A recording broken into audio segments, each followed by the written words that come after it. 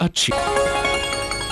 किसान भाइयों, हम अपने पशुपालकों को गाय, भैंस, भेड़, बकरी, मुर्गी, मछली इत्यादि के पालन की जानकारियां तो देते ही रहते हैं। इसी कड़ी में आज हम आप लोगों को जानकारी देंगे ईमू के बारे में। दरअसल ईमू एक ऑस्ट्रेलियाई पक्षी है और यह पक्षी इतना उपयोगी है कि इसका नाखून से लेकर चोंच तक सभी काम आते हैं। यह पक्षी क्या लाभ देता है, इसकी क्या क्या विशेषताएं हैं और इसका पालन पोषण कैसे किया जाता है, इस सिलसिले में आज हम आप लोगों की मुलाकात करवाएंगे राजस्थान के कुछ ईमू पालकों से और उनसे बातचीत कर रहे हैं हमारे वरिष्ठ सहयोगी आर.एस. सांगवान।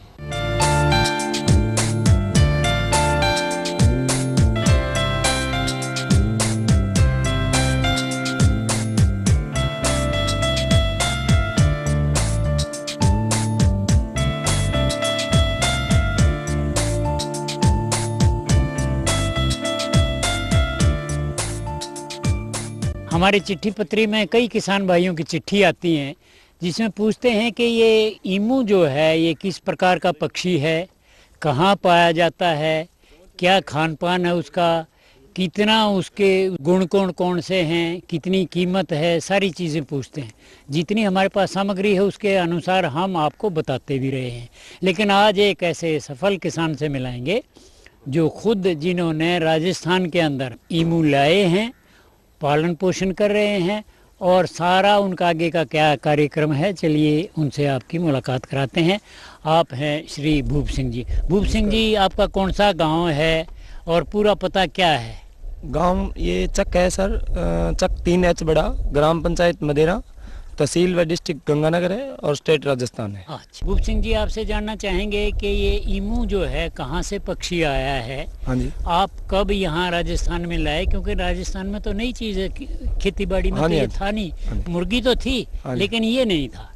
तो इसके बारे में कुछ जानकारी देंगे, कैसे काम शुरू किया, कितने फार्म है आज ईमू के यहाँ? सर ये ईमू 1 साल पहले लेके आया मैं यहाँ पे। अच्छा। जो कि 1 साल पहले आंध्रा से लेके आए। उससे पहले मेरे को इसकी जानकारी यहाँ एक कृषि मेला लगा था आज से 2 साल पहले करीबन। अच्छा। तो आंध्रा से कोई यहाँ चिक्स लेके आए थे, छोटा ईमू का चिक्स, जो कि देख के मेरे को ऐसा लगा कि ये क्या बर्ड है, क्या इनकम है इससे। उस वक्त उसका नेट पे सर्च किया। उसके बाद हम लोग गए, आंध्रा गए और आंध्रा जाने के बाद देखा हमने वहाँ फार्म्स है, किसान को कैसे अंडा आता है, वो हैचिंग करते हैं, कैसे बर्ड रह सकता है। उसके बाद हम आंध्रा से इस बर्ड को लेके आए यहाँ पे, ये फार्म तैयार किया। और अभी ये है कि ये बर्ड इतना ज़्यादा वाइल्ड, ऐसे मान लो आपकी, इसको कोई रिस्क वाली कुछ नहीं है इसमें। ये किसी भी इन्वायरमेंट में रह सकता है, 0 से 45-50 डिग्री तक। भूप सिंह जी, आपने कहा कि इसका रिस्क कोई नहीं है हाँ जी, रखने में, तो कौन सी ऐसी विशेष बातें हैं या गुण हैं जिनको देखकर आप आकर्षित हुए और यहाँ खुद भी और दूसरे किसानों को भी प्रोत्साहन मिला उससे? रिस्क ना होने का जहाँ तक बात आती है, जैसे आप देख रहे होंगे सर, ये धूप में रह सकते हैं और सर्दी में भी रह सकते हैं। अच्छा। एक बात। दूसरी बात, अपने को इसका जो फार्म बनाने में जो खर्चा आता है वो बहुत ही कम आता है। सिंपल नेट लगी हुई है फार्म पर, नेट के अंदर ये घूमते हैं खुले में। छोटा सा एक मतलब जिसमें कि ओलावृष्टि है ऐसा कुछ हो जाए, उसके लिए छत बनाने की ज़रूरत है। ये इसके लिए लाइट या ऐसा कुछ विशेष नहीं चाहिए। जैसा कि मुर्गी फार्म में होता है, अगर आप हीट मेंटेन नहीं करते सर्दी के अंदर तो बर्ड्स को लॉस हो जाता है, या जैसे कि इन्फेक्शन से आने वाली बीमारियां आ जाती है, इसमें ऐसा कुछ भी नहीं आता। अच्छा। दूसरी बात, ये फीड के साथ साथ जो प्रॉपर फीड अपने मुर्गी फार्म में जैसे खिलाते हैं, तो फीड के साथ साथ ये अपने खेत में जो खरपतवार या जो भी घास होता है वो सब कुछ खाते हैं। अच्छा। या रिजका वगैरह अपने स्पेशल इनके लिए बीज कर इनको काट के या सीधा भी डाल सकते हैं। तो ये फसल को भी खा जाते हैं? फसल को, ये जैसे कॉटन की फसल है इसको नहीं खाते सर। अच्छा। ये गेहूं की फसल को खा जाएंगे। जो पत्तीदार चौड़े पत्ते की जो घास है, खरपतवार है, उसमें ही आते हैं। ये फसल तो जानते ही नहीं है, लेकिन ये छोड़ के देखा जैसे कॉटन की फसल को नहीं खाते। और दूसरे गुण क्या क्या हैं? जैसे मांस है और चोंच है, पंख हैं, कई सारी चीजें। इसका वजन कितना है? इसका वजन एक 3 महीने से फार्मिंग स्टार्ट होती है इसकी। फार्मर को 3 महीने के बाद दिया जाता है, क्योंकि 3 महीने में रफ टफ हो जाता है। उसके बाद इसका 3 महीने का वेट होता है इसका 5 से 7 किलो। ठीक। उसके बाद जब ये 18 महीने का हो जाता है, वयस्क हो जाता है, 18 से 24 महीने में ये 40 से 50 किलो वजन पकड़ लेता है। अच्छा। 50 किलो तक वजन आने पर इसके अंदर की जो बात पूछ रहे हो आप, इसका मूल पर्पज है, इसके अंदर से ऑयल निकलता है, इमू ऑयल। जैसे कि बर्ड्स या जो अपने बकरी है या ऐसे कोई जिनकी मीट के लिए यूज करते हैं अपने जी, तो मीट के लिए यूज करने वालों में जो फैट रहती है वो उसके अंदर रहती है। इसका जो मीट है 98% फैटलेस रहता है, और जो फैट उसके अंदर निकलती है, मीट के अंदर होती है, वो एक जगह पर एकत्र हो जाती है बर्ड के विशेष जगह पे शरीर पे, जिसको निकाल कर मेडिसिन यूज लिया जाता है। उसके आज इंडिया में ही पुणे में, आंध्रा में प्रोडक्ट्स बन रहे हैं, जैसे फेस वॉश, पार्लर्स में काम आने वाले प्रोडक्ट्स, इमू ऑयल जिसमें मेगा 3 मेगा 6 ये साल्ट्स होते हैं जो पेन किलर और जो अपने चर्म रोग है उनमें काम आते हैं। ठीक, तो उनमें दवाइयों में ये यूज लिए जाते हैं। इसके बाद रह जाता है इसका मीट फैटलेस होने के कारण हृदय रोगी, शुगर के मरीज इसको खा सकते हैं, और फैट की इसमें मात्रा है नहीं, बिल्कुल ना के बराबर। ये 92 से 98% फैटलेस है ये मीट। हमने सुना इसका मीट बिकता भी बड़ा महंगा है। महंगा बिकता है सर, इसका 500 से 700 रुपए तक, 800 रुपए तक मीट बिकता है इसका। तो कुछ प्रशिक्षण देते हैं, कुछ ऐसा प्रबंध किया आपने कि भाई किसान पहले देख ले कैसा पालन लालन इसका करना है और तब जाकर वो रखना शुरू करे? प्रशिक्षण का सर ऐसे है, यहाँ गंगानगर में ही गंगा इमू फार्मिंग कंपनी है, Ganga emu farming private limited के नाम से है, वो इसका प्रशिक्षण देते हैं। वैसे इसका नॉर्मली एक किसान को प्रशिक्षण की कोई जरूरत नहीं है। एक फार्म पे अगर किसान 5, 7, 10 दिन तक जाता है, जो फार्म चल रहा है, तो उसमें सब कुछ सीख जाता है। अजय साहब, जो आपका एक कीमू फार्म है, जी। ये कब से चालू किया आपने? कहाँ से ये पक्षी शुरू में लाए और कुछ प्रशिक्षण वगैरह लिया था इनके लाने से पहले, या आपने अपना कहीं काम किसी फार्म पे देखकर वहीं से चालू कर दिया? ये बर्ड्स तो आया साहब आंध्रा से मैंने मंगवाए हैं, आंध्र प्रदेश से मंगवाए हैं। हमारे यहाँ गंगानगर में एक गंगा इमू फार्मिंग के है, तो मैंने ट्रेनिंग ली। मैं उनके यहाँ जाता रहता था, एक फार्म है उनके यहाँ मैं जाता रहता था, उससे देखा तो मैं उससे इम्प्रेस हुआ, तो मैंने उनके थ्रू ये मंगवाए हैं।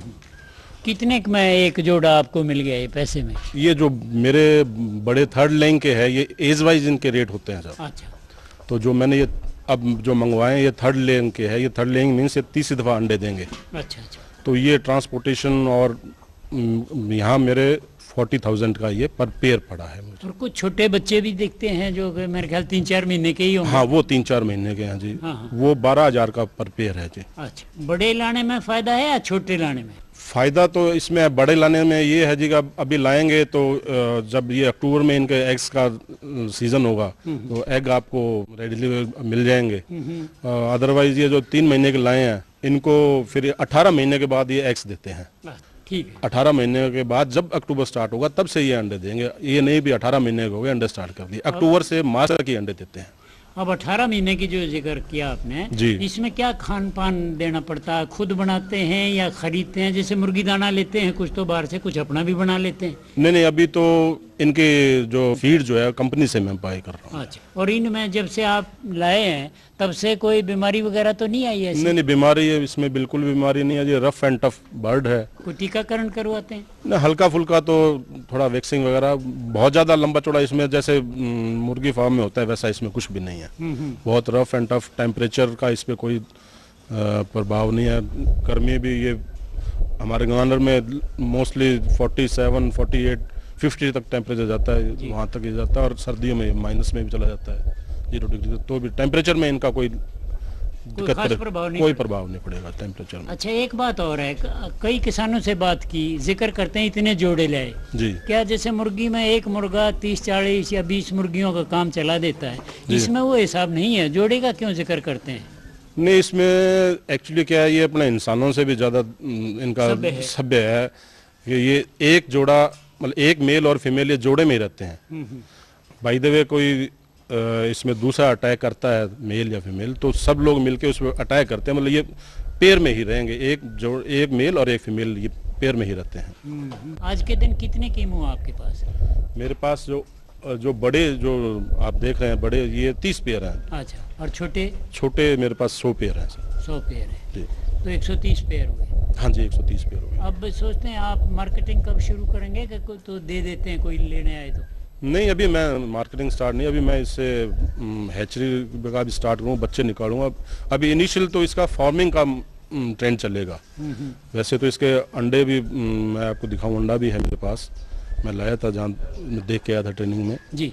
संतोष कुमार सहारण जी, आप विधायक हैं यहाँ, और यहाँ एक राजस्थान में गंगानगर के आसपास चारों तरफ हमने देखा कि ईमू के छोटे छोटे फार्म और कई मिझोले भी हैं, कई बड़े फार्म भी बनाने की कोशिश कर रहे हैं, लेकिन इनको आर्थिक सहायता इस काम में मिल नहीं रही सरकार के बैंकों से, ऋण से। तो उसमें किसान की किस रूप में आप मदद करने की सोच रहे हैं ताकि उसको अगर अपना फार्म चलाना है ईमू का, उसको कोई दिक्कत ना आए? ईमू एक अभी इंट्रोड्यूस हुआ है जी, और निश्चित तौर पे ये खेती से जुड़ा हुआ एक तरह का मामला फार्म है, फार्मिंग है, इसका नाम ही ईमू फार्मिंग रखा गया है। ये ईमू को मैंने काफ़ी अपने नज़दीक से देखा कि हमारे 3H में फार्म है, गंगा फार्मिंग, उनके यहाँ हम गए, मेरे क्षेत्र में वो पढ़ते हैं, तो मैंने जाके देखा, गौर से देखा, फिर मैंने मेरे बच्चे को कहा, मेरे लड़के को कहा, फिर इनको साथ लेके हमने स्टडी किया इसके अंदर, और इंटरनेट पे भी देखा, गुजरात में भी जाके इनके साथ फार्म देखे, हमारे यहाँ पंजाब में शेरगढ़ में आसपास फार्म लगे हुए हैं। हमने एक मानस बनाया कि ये जो रफ एंड टफ जानवर है, इस तरह इसमें बहुत कम रिस्क है। किसान वैसे खेती करता है उसमें 100% रिस्क है, और इसके अंदर टोटल काम रिस्क का है, कुदरत पर डिपेंड करता है। ये जानवर, इसकी जो स्टडी की हमने, ये बहुत रफ एंड टफ जानवर है, बहुत अच्छी पैदावार देता है। इसकी जो प्रोडक्शन है, अंडे से लेकर के जो इसका अंडा है वो फिलहाल फार्मिंग में काम आ रहे हैं। ये ऑस्ट्रेलियन बर्ड है, लेकिन यहाँ जो इसकी फार्मिंग शुरू हुई है बहुत ही छोटे स्तर पे है। हम चाहते हैं कि इलाके के अंदर इसकी फार्मिंग बढ़े। मैं निश्चित तौर पे इस कोशिश में मेरा जितना भी पॉलिटिकल प्रेशर जो बनेगा, सोशल प्रेशर जो भी मैं कर पाके, और किसान की बहबूदी के लिए मैं अपनी तरफ से पूरी कोशिश करके बैंक से, गवर्नमेंट से, नाबार्ड से जो भी व्यवस्था बैठेगी, हम सेंट्रल गवर्नमेंट से भी, राजस्थान गवर्नमेंट से भी किसानों को ज़्यादा से ज़्यादा इसमें लोन, सब्सिडी और किसी प्रकार की फैसिलिटीज जो है, मेडिकल एड वगैरह की जानकारियाँ, मेडिकल की और इसकी ट्रेनिंग के जो कोर्सेज हैं वो भी करवाने की मैं कोशिश में लगा हूँ। मेरा मन है कि इसमें किसान इससे ज़्यादा से ज़्यादा जुड़े। आपका ईमू फार्मिंग में कैसा भविष्य आप देखते हैं? मेरे को इस ईमू फार्मिंग का भविष्य बहुत ही ज़्यादा उज्जवल नज़र आ रहा है, क्योंकि जो कम देखभाल के से और अच्छी इनकम आने वाला एक तो जरिया है ये। दूसरा, इसका हर एक पार्ट, शरीर का हर एक पार्ट बहुत ज्यादा यूजफुल है, बहुत ज्यादा यूजफुल है। अगर बर्ड बाई चांस, इस एज का बर्ड जो आप देख रहे हैं, इस एज का बर्ड मर भी जाता है तो मीट अगर उसका काम नहीं लेते, लेदर और ईमू ऑयल से अपने को 20 से 30 हजार रुपए रिकवर हो सकते हैं। अच्छा जी, जी ये तो बहुत बढ़िया सौदा है। फिर तो आपने जो जानकारी दी जी उसके लिए बहुत बहुत शुक्रिया आपका। Thank you.